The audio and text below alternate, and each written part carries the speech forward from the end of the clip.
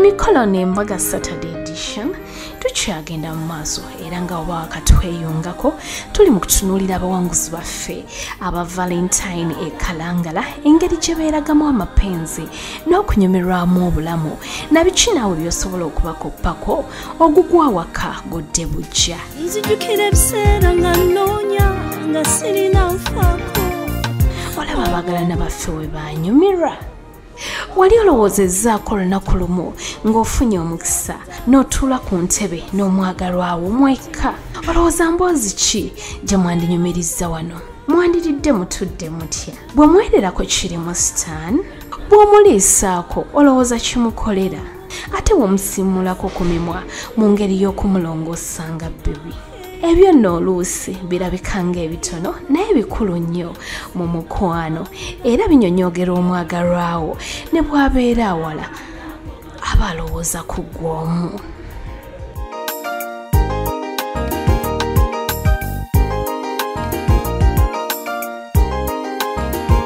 Kati raba nze yali amanyi nti byonna bimanyi raba Katonda kyaterekera omulamu tukivunda era mmanyi nti muli aneetaaga kamwewe.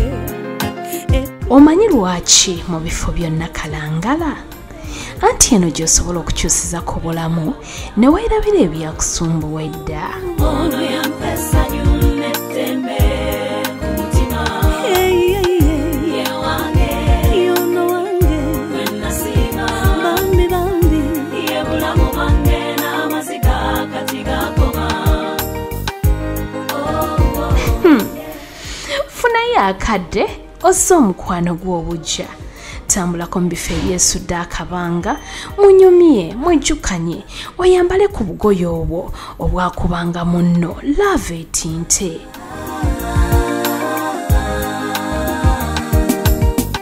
Mwagala nnyo okusinga bwe neeyagala kana kayimba kayimbira oyo yekka. Omwana dali yekane gwe nalonda kamusanyuse kubanga ye mulungi mu bangi. Ono ye mwana gwe nalonda. Ono yampesa nyunetembe ku mutima. Ye wange, y'ono wange, gwe nasiima. Bambi bambi, ye bulamu bwange n'amaziga kati gakoma.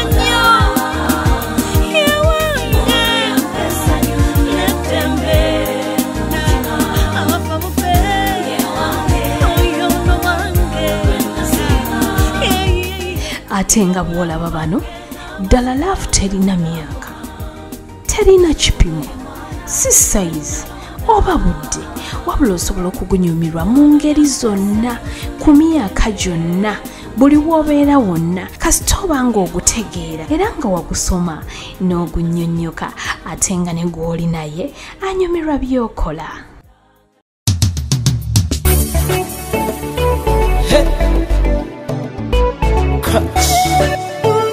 Sumulula, tikula, sumulula, nyonera siboweka, sisitira nyiga nyiga. Tikula, yadde mukaddiye oba muli bato akaseera k'okusaaga n'okunyumirwa obuyimba tekalina kubula mu mukwano nga bw'oba osobodde oluusi olina n'okubibyamu n'owwo kyokka baddiya abawangudde naffe ne bagenda ekalangala kino bakituukiriza nga bakoona dansi n'abaagalwa baabwe. Amanya Steven Katumba. Twebaza nnyo Bukedde TV, Bukedde FM ne Bukedde Olupapula. In other words, the Bukedde family.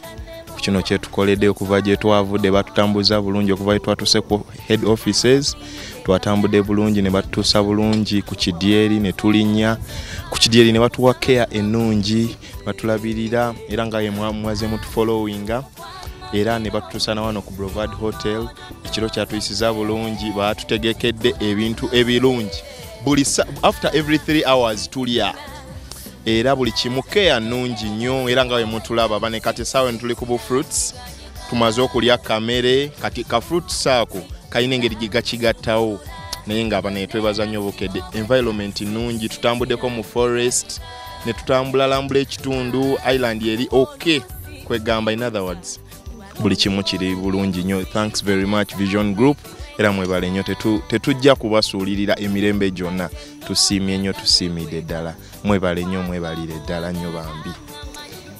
Nze mukyala Kalyango Fista Nabuuso nze nga tuvudde Bulenga gye mwatuyise ne tujja wano ne tugenda ku Bukedde ne mutusanyukira bulungi ne batukolako tuvaayo nga tulinga abagole tujja ne tulinnya mmeeri ne tujja gwe mulundi gwange ogusoose okulinnya mu mmeeri sijja kwerabira Bukedde ekyo kigenda mu ddayale yange kati ne tutuuka wano bannange ekifo ne tukisanga nga kiri mawa era tusanyuse nnyo Bukedde tutambuzaako tulambuza entegeka yonna gye mututegekedde tulidde bulungi tunywedde bulungi n'okutulambuza buli kimu kale tusiimye nnyo tusiimidde ddala.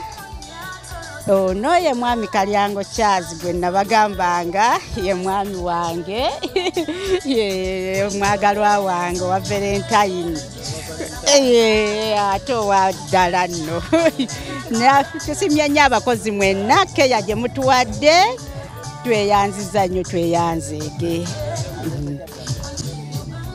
Amanya n'eddoboozi nze Katumba Siraaje nze omu ku baawangula ku radio embutikizi ennene ebutukira zonna era bwe nawangula ne batugamba buli muntu omuwanguzi ajja ne kapo ye ne batukubira amasimu ne bambuuza ojja naani ng'omutufu okujja naye era nga yono omwagalwa wange bwe bayita Farida Namaganda era byensinze okulabayo oba okwewuunyaayo sese bibira naye ate bibira ewatali nsiri musula we musuze oba ne we mutambula ekiro temulaba ku nsiri ebalumako wantu wayonjo ddala tulidde tunywedde buli kimu tosobola kulojja byolidde byonna n'obimalayo okuva lwe twajja kuba singa namanya nti njagala mbibalojjeremu abalaba nalibadde mbiwandiika na buwandiisi naye saafuna mukisa gubiwandiika naye ng'ekituufu kye mbagamba mwekuumire ku leediyo ya Bukedde n'okweyongera okulaba Bukedde TV kyekituufu kyenyinza obyogera kutwali kyamaanyi kisinga kino luno olugendo lwe mbadde ssuubira kuba nti tulirulaba kuba omuntu obuntu oduweteekamu ogenda ekalangala waliwo n'ebifo by'otasobola kutuukamu okuleka nga bakukwatiddeko nga boolaba bano abaatukwatirako okutuyamba ne batutwala ne batulambuza mu Uganda yaffe eno. Sasa balaba amanya nze Kyakyo Jane ndi mwana nzalo ya Fort Potro nafuna omwami wange Mr. Mugisa Adolf nampa erinnya eryokusatu Mugisha nenfuna first born nenfuna eryokuna Mama Alvin. Nsanyuse nnyo kulaba Vision Group Bukedde Radio TV ne mutuwa ofeno yotuleetako eno naffe Sese kusanyukamu n'abaagalwa baffe bye tulabye Sese bingi tutuuse ku mazzi ge twali tetukangako tutambulidde ku meeri tufunye ebijjulo breakfast lunch supper byonna nga birungi n'abaweereza ba Bukedde nga batulabirira nga babebi tweyanza nnyo tweyanzeege kale nze nsanyuse nnyo naye nga njagala ne bannange bakole ki bajje balabe bino bye tulabye nabo basanyukeko beeyongera okwagala Bukedde ne management yayo yonna. Nsanyuse okubeera ku Boulevard SSA Highlands. Amanya gange nze Sarah Mulyanti nga mbeera Kagoma Maganjo B ku Bombo Road. Ndi musanyufu nnyo okujja SSA Highlands n'omwami wange nga tuzze okulya ssente. Nsiramu nate okwebaza Bukedde TV ne management yonna wamu ne staff olw'okutuwa this opportunity ne tujjako eno SSA Highlands okuwumulako. Tuli basanyufu nnyo okuva twatuuse jjo tufunye peace of mind